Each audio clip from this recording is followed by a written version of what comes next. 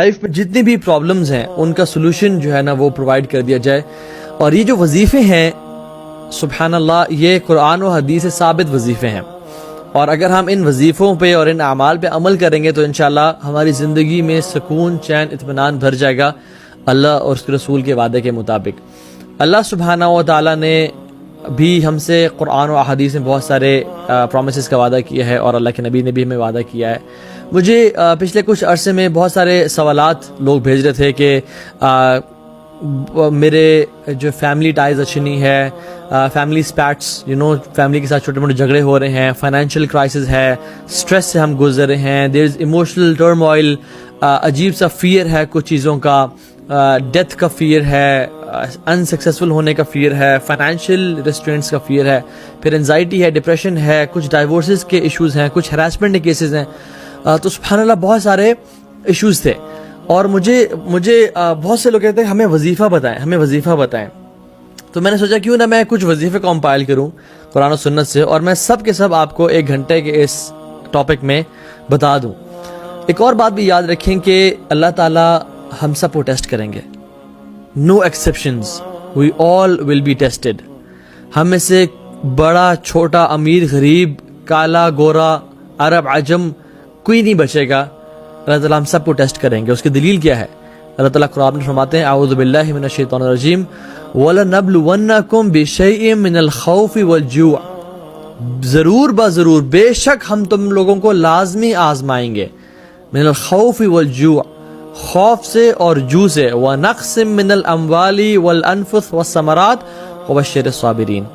اور ہم مال کے کم ہونے سے، جانوں کے جانے سے، اور فروٹس کے کم ہونے سے، یعنی فائنینشیل برڈن اور فائنینشیل کرائسس سے ہم تمہیں آزمائیں گے. وَبَشِّرِ الصَّابِرِينَ. لیکن بشارت کس کو ہے، گلیڈ ٹائڈنگز کن کے لیے ہے؟ جو صبر اختیار کرنے والے ہیں. تو اس آیت میں ہمیں پتہ چلتا ہے there is no exception for anybody. ہر بندہ ٹیسٹ کیا جائے گا. If you are not going through a test, then know that you are going through a test which is the test of gratitude. Sometimes in life we believe کہ نہیں میرے بھی life میں تو سب set ہے، ہر چیز اچھی گزری ہے. When we think that we are not being tested, we are still being tested. اور اس نہ ٹیسٹ لینے کا جو ٹیسٹ ہوتا ہے وہ کیا ہوتا ہے کہ انسان شکر ادا کرتا ہے یا نہیں کرتا، اللہ تعالیٰ کے انعامات پہ اللہ تعالیٰ کو راضی کرتا ہے یا نہیں کرتا. اور جو مشکلات کے ٹیسٹ ہیں، مصیبتوں کے ٹیسٹ ہیں، ان کا جو رد عمل ہے، ایکسپیکٹیشن ہے اللہ تعالیٰ ہم سے کیا کر رہے ہیں، وہ صبر ہے. تو مشکلات پہ صبر اور نعمتوں پہ شکر، یہ ٹیسٹ ہے.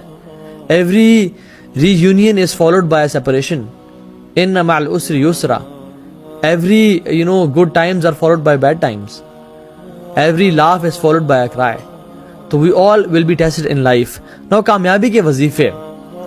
پہلی بات تو یہ ہے کہ اسلام اللہ اور رسول کی باتیں ماننے کا دین ہے، منانے کا دین نہیں ہے. ہم لوگوں نے اسلام کو منانے کا دین بنا لیا کہ اس دن کو منا لیتے ہیں، اس دن کو منا لیتے ہیں، یہ ایونٹ آ رہا ہے اس کو منا لیتے ہیں، رمضان میں رمضان کی راتوں کو منا لیتے ہیں، عیدوں کو منا لیتے ہیں، مختلف اپنے راتوں کو منانا شروع کر دیا، حالانکہ اسلام ماننے کا دین تھا.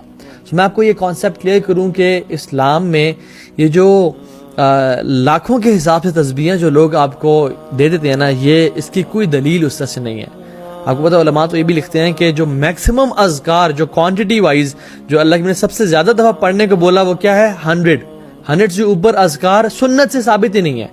ہاں یو کین ریسائٹ استغفر اللہ maybe 1000 times a day. yes, نفل عبادت جتنی بھی کی جائے اتنا بہتر ہے. لیکن اگر کوئی شخص آپ کو کہتا ہے کہ اللہ تعالیٰ کا یہ نام آپ اتنے لاکھ دفعہ پڑھیں یا اتنے 1000 دفعہ پڑھیں آپ کا یہ مسئلہ حل ہو جائے گا, then we need to have a دلیل for that کہ وہ بندہ کس طرح سے بات کر رہا ہے. تو میں آپ کو آج کچھ وظیفے سے شیئر کروں گا جو کہ ہماری زندگی کو واقعتاً بدل سکتی ہے. اور پہلا جو وظیفہ ہے وہ ہے اللہ کا تقوی اختیار کرنا. کیونکہ ہمارا دین جو ہے نا، یہ بات یاد رکھیں، انفارچونیٹلی ہمارے سب کانٹیننٹ میں نا ہم نے اسلام کو ایک بفے سمجھ لیا ہے. میں جس چیز کو چاہوں اٹھا لوں، جس چیز کو چاہیں چھوڑ دوں. اسلام از ناٹ اے سیلڈ بار اور اے بفے کہ جو چیز مجھے پسند آ رہی میں اس کو اٹھا لوں اور جس کو میں پسند نہیں آ رہی اس کو میں چھوڑ دوں. ہم کس طرح کے مسلمان بن چکے ہیں کہ آج رات جی ناچ گانا ہوگا عشاء کی نماز کے بعد، نمازیں بھی پڑھنی اور ناچ گانے بھی کرنے ہیں. دن میں ماں جی قرآن بھی پڑھ رہی ہیں, تہجد بھی پڑھ رہی ہیں, لیکن جب بیٹی کی شادی کی باری آتی ہے تو ڈھولکی بھی چل رہی ہے اور مہندیاں بھی چل رہی ہیں اور ڈانس پارٹیز بھی چل رہی ہیں اور سب آپس میں جو ہے نا میوزک بھی پلے کیا جا رہا ہے, وچ از کمپلیٹلی حرام, اور سب کچھ کیا جا رہا ہے.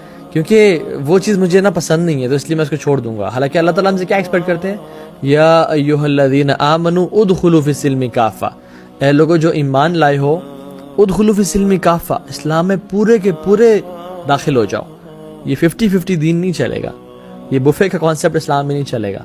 سو دا فرسٹ وظیفہ از تقوی آف اللہ سبحانہ و تعالیٰ. اللہ تعالیٰ اچھا تقوی کا مطلب کیا ہے, چلیں آپ کو پہلے یہ بتاتا ہوں. تقوی کا مطلب یہ ہے کہ گناہوں کو چھوڑنا اور نیک اعمال کرنا, نیکیوں کی طرف آگے بڑھنا, فرائض کو پورا کرنا. نوافل کی بات نہیں کر رہا, فرائض کو کم از کم پورا کرنا اور ہر قسم میں گناہ سے بچنا, یہ تقوی ہے. ابو ہریرہ رضی اللہ تعالیٰ عنہ سے پوچھا گیا کہ تقوی کیا ہے, تو انہوں نے اس شخص سے پوچھا, کاؤنٹر کوشچن کیا کہ تم کبھی ایک ایسے راستے سے گزرے ہو جہاں پہ کانٹے ہی کانٹے ہوں, جہاں پہ جھاڑیاں ہوں, تو تم کس طرح گزرتے ہو اس راستے سے؟ تو انہوں نے کہا کہ میں اپنے کپڑوں کو بہت سنبھال کے اور سمٹ کے گزرتا ہوں اور ہر کانٹے سے بچتا ہوں, کہیں وہ کانٹا چبھ نہ جائے اور میرے کپڑے پھاڑ نہ دے, مجھے زخمی نہ کر دے. تو انہوں نے کہا ہاں یہی تقوی ہے کہ تم اپنی زندگی کا راستہ اس طرح گزارو کہ ہر ایک گناہ سے کانشیس رہو اور اس گناہ سے بچنے کی کوشش کرو, یہ تقوی ہے. اللہ اکبر, کتنے پیار سے سمجھا اور کتنے اچھے طریقے سے سمجھایا.